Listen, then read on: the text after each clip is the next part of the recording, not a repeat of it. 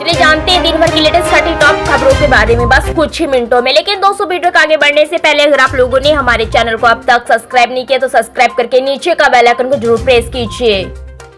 प्रधानमंत्री नरेंद्र मोदी आज राज्यसभा में राष्ट्रपति के अभिभाषण पर धन्यवाद प्रस्ताव पर चर्चा का जवाब दे रहे। उन्होंने अपने भाषण की शुरुआत में कहा कि भारत की आजादी के इतिहास में हमारी संसदीय लोकतांत्रिक यात्रा में बहुत दशकों के बाद देश की जनता ने एक सरकार को तीसरी बार देश की सेवा करने के लिए चुना है।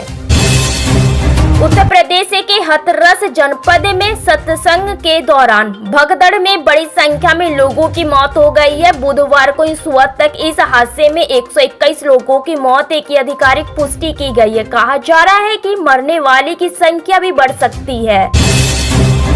असम में बाढ़ का कहर जारी है। 23 जिलों के करीब 11.50 लोग बाढ़ के कारण क्षतिग्रस्त हो गए हैं। ब्रह्मपुत्र और उनकी सहायक नदियों समेत कई नदियों का जलस्तर अपने खतरे के ऊपर बढ़ रहा है। बाढ़, भूस्खलन और भारी बारिश के कारण राज्य में अब तक 48 लोगों की मौत हो चुकी है। आज झारखंड में सत्ताधारी दल के विधायकों की बैठक होने वाली है। यह बैठक कई मायनों में अहम है। बैठक पर सबकी निगाहें टिकी है। ऐसे में विधायकों के पहुंचने का सिलसिला शुरू हो गया है। राष्ट्रपति के अभिभाषण पर जवाब देते हुए प्रधानमंत्री मोदी ने राज्यसभा में अपने संबोधन में कहा, कुछ लोग जानबूझकर जनादेश से अपना मुंह फेर कर बैठ रहे। कुछ लोग को समझ नहीं आया है और जिसको समझ आया उन्होंने हो हल्ला कर देश की जनता के इस महत्वपूर्ण निर्णय पर छाया करने की कोशिश की।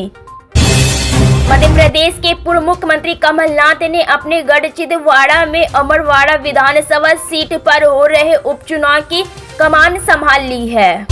लोकसभा में नेता प्रतिपक्ष राहुल गांधी के 1 जुलाई को दिए गए भाषण के कई हिस्सों को रिकॉर्ड से हटा दिया गया। इसके लिए स्पीकर ओम बिरला ने सदन संचालन के नियम 380 का हवाला दिया था। अब इसी बात पर राहुल गांधी समेत कांग्रेस नाराजगी जता रही है।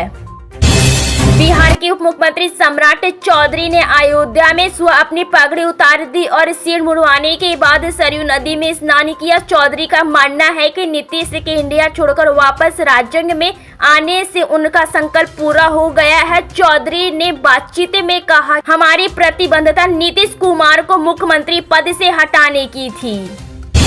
प्रधानमंत्री नरेंद्र मोदी ने राज्यसभा में राष्ट्रपति के अभिभाषण पर धन्यवाद प्रस्ताव के दौरान भारतीय अर्थव्यवस्था को लेकर बात की। उन्होंने कहा कि हमारा संकल्प भारत को विकसित राष्ट्र बनाने का है और टारगेट टॉप 3 इकोनॉमिक बनाना है। हाथरस में सत्संग के दौरान भगदड़ में 100 से ज्यादा लोगों की मौत का मामला सामने आ रहा है। राज्यसभा में भी उठा। यह कांग्रेस अध्यक्ष और नेता प्रतिपक्ष मल्लिकार्जुन खड़गे ने हाथरस हादसे को ध्यान में रखते हुए ऐसे सत्संग और आयोजनों को लेकर कड़े नियम और कानून बनाए जाने की मांग की। प्रधानमंत्री नरेंद्र मोदी ने विपक्ष द्वारा उनकी सरकार को 1/3 सरकार कहे जाने पर आज राज्यसभा में कहा, हाँ हम 1/3 सरकार है। सरकार के 10 साल हुए और 20 साल अभी बाकी है। प्रधानमंत्री ने कहा, कांग्रेस के कुछ साथियों का हृदय से धन्यवाद करना चाहता हूँ इस भविष्यवाणी के लिए। उनके मुंह में भी घी शक्कर। लोकसभा में विपक्षी नेताओं के हंगामे से अपने भाषण में बाधा उत्पन्न होने पर प्रधानमंत्री नरेंद्र मोदी ने कहा, इस देश की जनता ने जनादेश दिया है कि आप वही विपक्ष बैठाए और जब तर्क खत्म हो जाए तो खींचते रहो, चिल्लाते रहो। पीएम मोदी ने कहा, यह कांग्रेस के इतिहास में उनकी तीसरी सबसे बड़ी हार है।